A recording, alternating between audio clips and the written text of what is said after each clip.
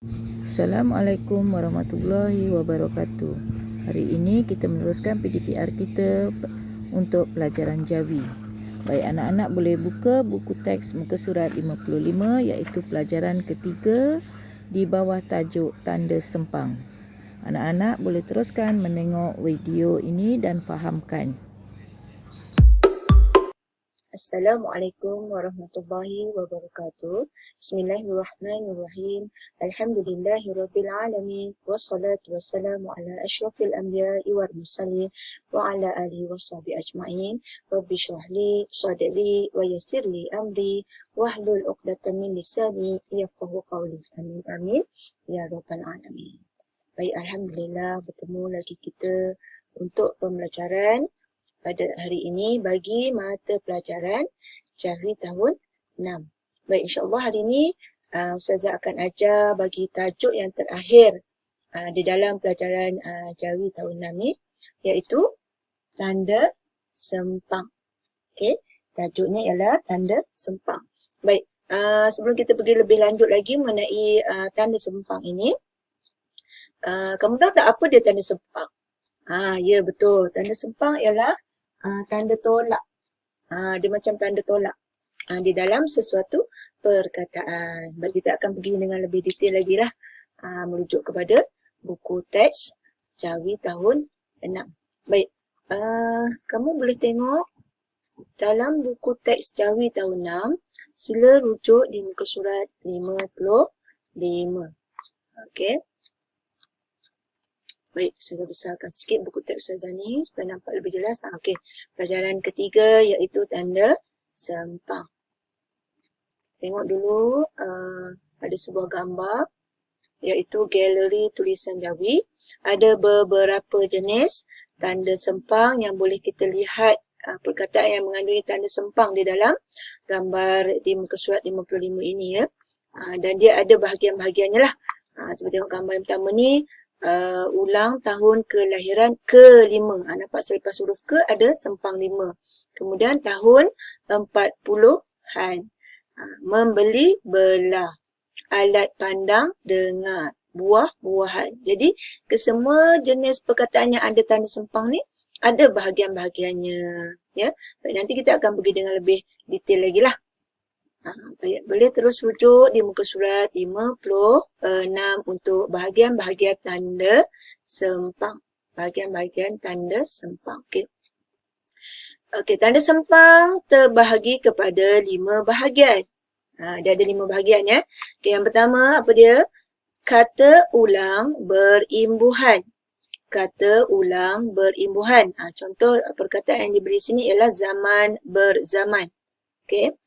Kemudian, kata ulang berentak. Kata ulang berentak. Berentak ni bermaksud perkataan pertama tak sama dengan perkataan yang kedua. Okey, contoh huru hara. Perkataan pertama tak sama dengan perkataan yang kedua dan ada tanda sempang. Seterusnya, hubungan antara. Hubungan antara ni dia nak menunjukkan antara yang pertama dengan yang kedua. Tu dia namakan tanda sempang hubungan antara. Contoh, Amerika, Rusia. Dan yang keempat, kata sendi imbuhan akhiran. Kata sendi imbuhan akhiran ni biasanya kepada bilangan lah. Okey, contohnya tahun 40-an. Dan yang terakhir, kata sendi imbuhan awalan. Imbuhan awalan ni biasa menunjukkan tahun lah. Contoh ke-50.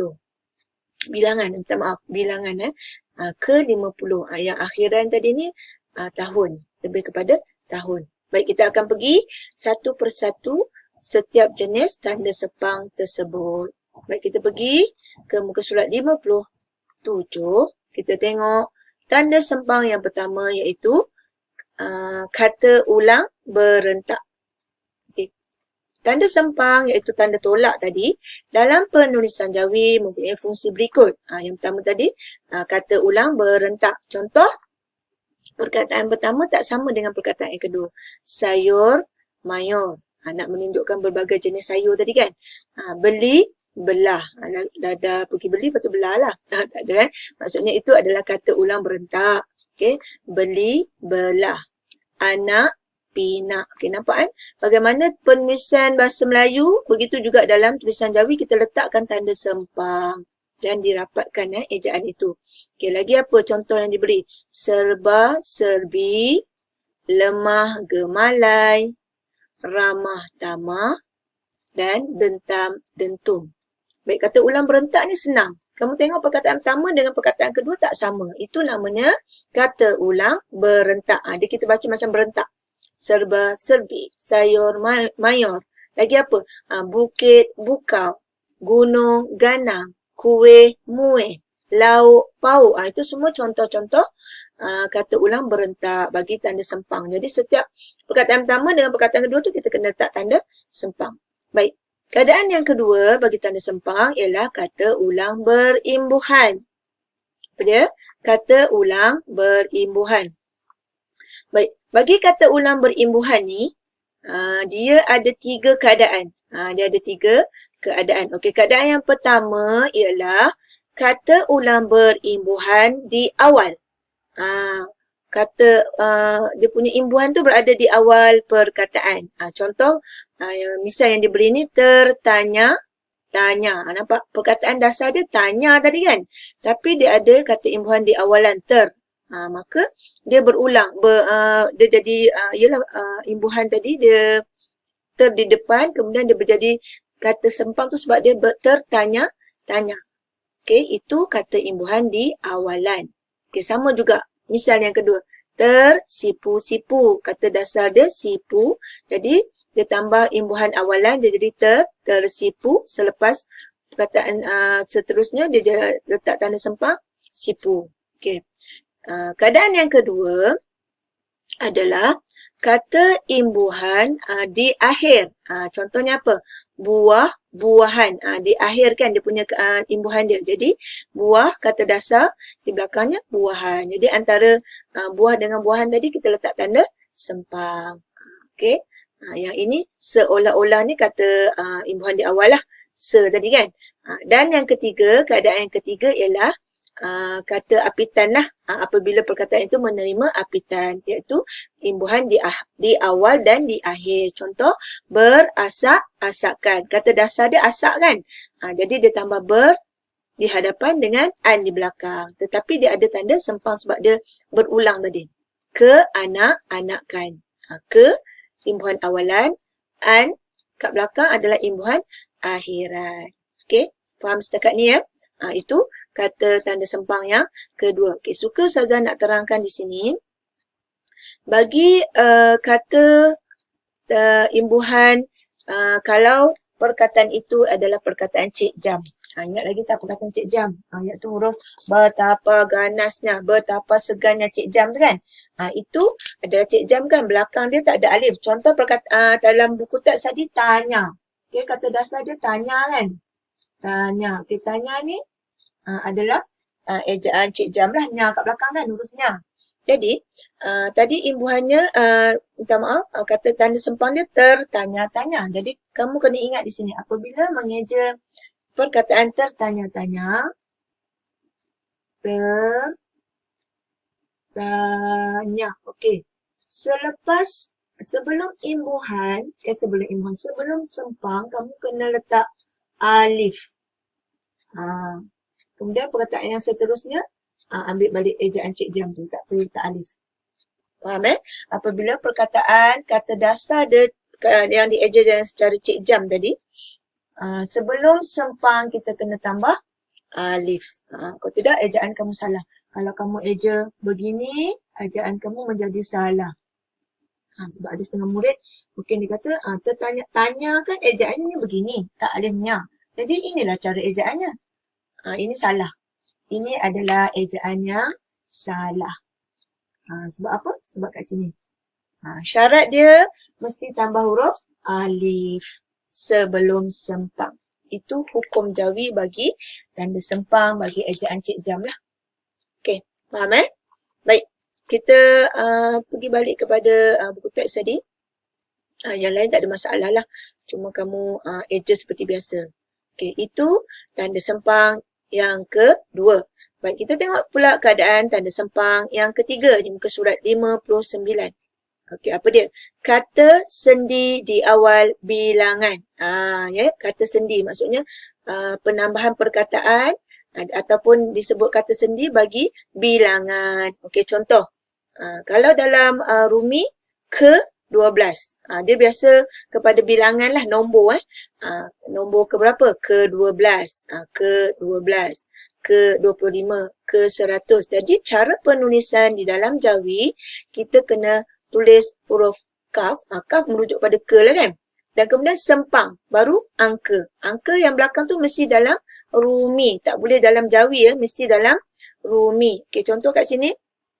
Okay, boleh tengok dekat whiteboard Ustazah. Ustazah terangkan dengan lebih jelas lagi. Contoh, kalau dalam penulisan Rumi, dia akan buat ke-15. Macam tu kan. Ini dalam tulisan Rumi. Jadi, bila kita nak jawikan dia, kita ambil ke ni macam mana ejaan ke. Okey, ke dalam Jawi adalah kaf. Betul mesti kaf. Kalau dalam penulisan Jawi, kita mesti guna kaf ini dalam bahasa Melayu yang biasalah. Okey. Kita guna kaf yang ada tangkai kat atas. Okay, kemudian mesti letak tanda sempang. Kemudian 15 mesti nombor. Baru betul. Okey. Jangan kalau kamu buat dia buat dalam Arab pula. Salah. Yang ini adalah salah. Yang ini betul. Mesti nombor dalam Rumi. Tak boleh Arab. Mesti Rumi. Okey. Dalam hukum penulisan Jawi, apa-apa nombor atau bilangan mesti ditulis dengan Rumi juga. Okey, faham Okey, sama juga ke berapa tadi? Saya menyambut hari jadi saya yang ke-12. Kan, ke-12.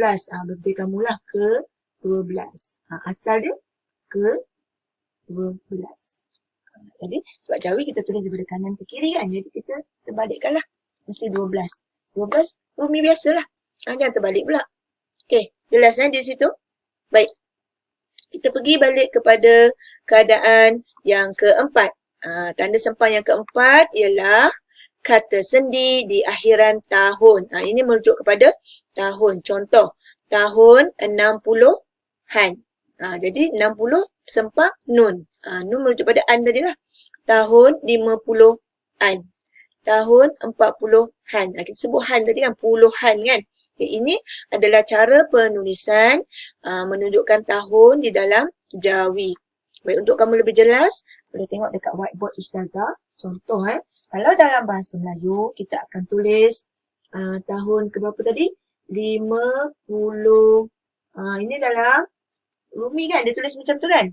Betul? Jadi, bila kita nak jawikan 50-an ni, dia jadi, okay, 50 tetap kita buat 50. Macam saya cakap tadi, bilangan mesti dalam Rumi. Kemudian letak tanda sempang. Okay, an ni, kalau dalam, dia merujuk kepada imbuhan. Imbuhan an. Jadi, an kalau dalam Jawi, an ialah nun. Sebab tu kita buat 50 sempang nun. Jangan pula kamu pergi buat 50-an. Ini salah. Ini betul. Ya, faham Ini cara penulisan yang betul. Jangan buat yang bawah ni, salah. 50-an. Sebab an merujuk kepada imbuhan. An, kalau dalam Jawi, ialah nun. Faham Setakat ni? Boleh?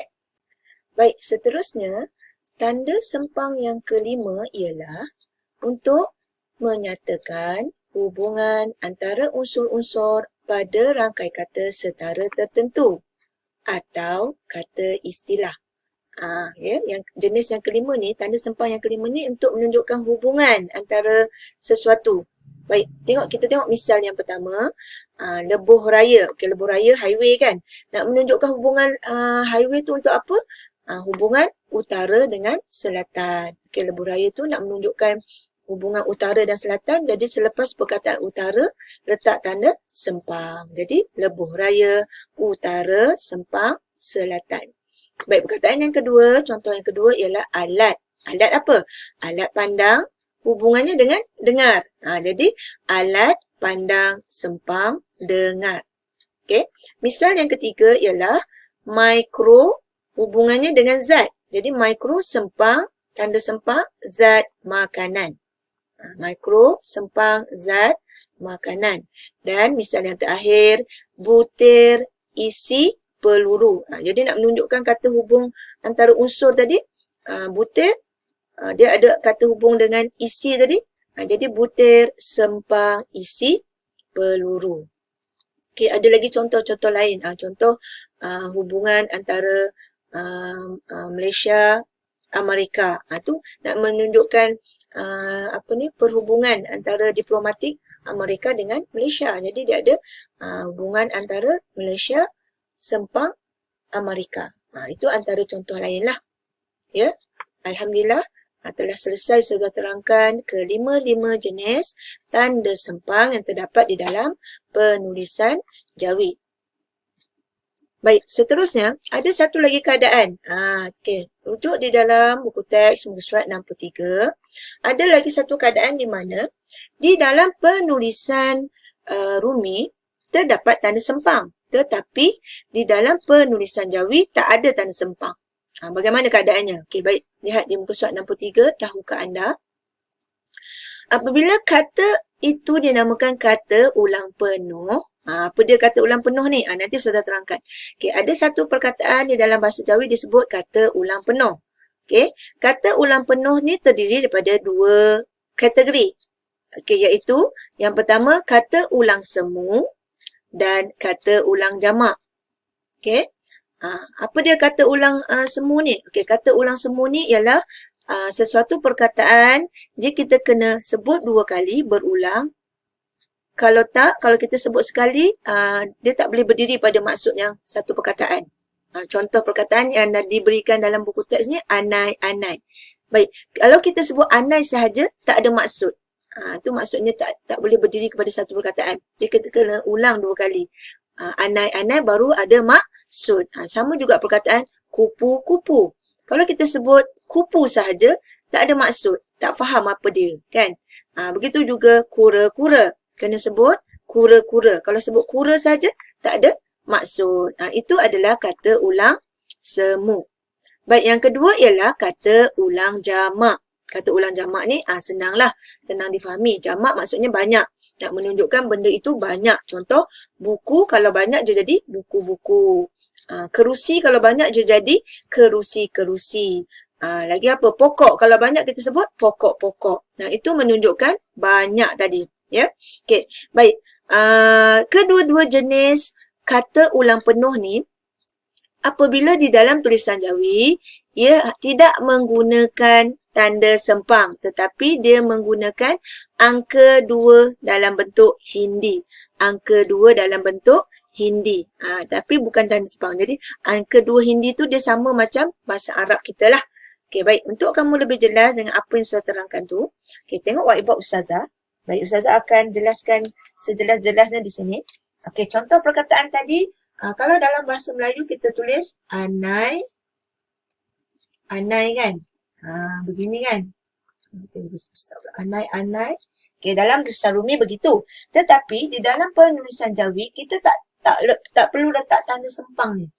Kita hanya perlu letak tanda nombor 2. Anai.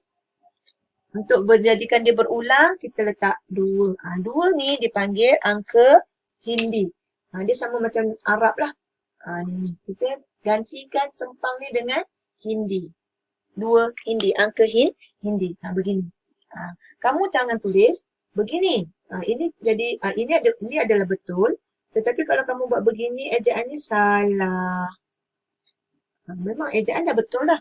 Tetapi disebabkan di dalam hukum Jawi, sekiranya perkataan itu adalah kata ulang semu, maka tidak perlu letakkan sempang. Ni tak perlu.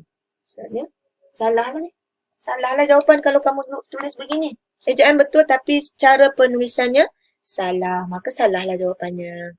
Faham Okey, kita tengok lagi. Contoh lagi apa selain daripada yang ada dalam buku teks. Ya. Rama-rama. Okey, rama-rama kan? Butterfly. Okey, rama-rama dalam penulisan Jawi kita tulis ada tanda sempang begini. Betul Ada kata sempang di sini kan? Tetapi di dalam penulisan Jawi kita tak perlu letak tanda sempang. Tetapi kita perlu letak nombor 2 Hindi. menggantikan tanda sempang. Baik, faham ya? Kalau kamu eja rama-rama dengan penulisan begini, maka automatik jadi salah. Ya, jelas ya? Itu Ustazah nak terangkan tanda kata berulang semu tadilah. Okey. Kalau yang kedua tadi kata jamak kan? Kata ulang jamak menunjukkan banyak, benda itu banyak. Contoh, meja. Minta maaf, tak keluar pula dak buat pen warna hitam. Okey, meja. Ini adalah tulisan Rumi bagi jamak perkataan meja menunjukkan banyak tadi kan? Jadi kalau ada tulisan Jawi, kita eja meja. Kemudian tak perlu letak sempang, tak perlu kita letak dua hindi. Begitu. Ya? Faham ya anak-anak? Okay? InsyaAllah, saya rasa kamu jelas di situ. Baik, Alhamdulillah. Itu sahaja bagi tajuk tanda sempang di dalam buku teks tahun 6. Jadi, Alhamdulillah kita telah pun selesai bagi kesemua tajuk pelajaran Jawi tahun 6. InsyaAllah kita akan jumpa lagi di dalam pembelajaran yang lain di masa akan datang. Jadi suka Ustazah nak bagi peringatan kat sini, amalkan, banyakkan berbuat baik daripada banyak bercakap. Jadi orang cakap apa? Banyakkan perbuatan daripada bercakap. Sebabnya setengah orang apa yang dia cakap tu dia tak buat. Orang kata apa? Cakap tak serupa bikin. Kan apa dia cakap dia buat lain. Jadi, apa yang perlu kita amalkan sebaik-baiknya, banyakkan berbuat baik daripada banyak bercakap. Kadang-kadang orang dia cakap benda yang baik tetapi dia tak buat apa yang dia cakap. Jadi, sebaik-baiknya laksana apa perkara baik yang kita cakap tu, kita laksanakan. InsyaAllah ya. Okey, baik. Saya rasa setakat itu saja pembelajaran kita untuk kali ini. InsyaAllah, kita akan jumpa lagi di pelajaran yang akan datang. Sehingga itu, wabillahi taufiq wa hidayah. Wassalamualaikum warahmatullahi wabarakatuh. Ustazah harap murid-murid dapat memahami apa yang dijelaskan mengenai tajuk tanda sempang.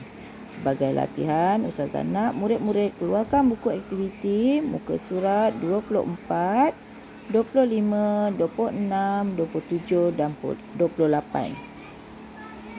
Buat dengan sebaiknya dan setelah siap hantar ke dalam grup Telegram untuk Ustazah tanda. Sekian, wabillahi taufiq wal hidayah. Wassalamualaikum warahmatullahi wabarakatuh.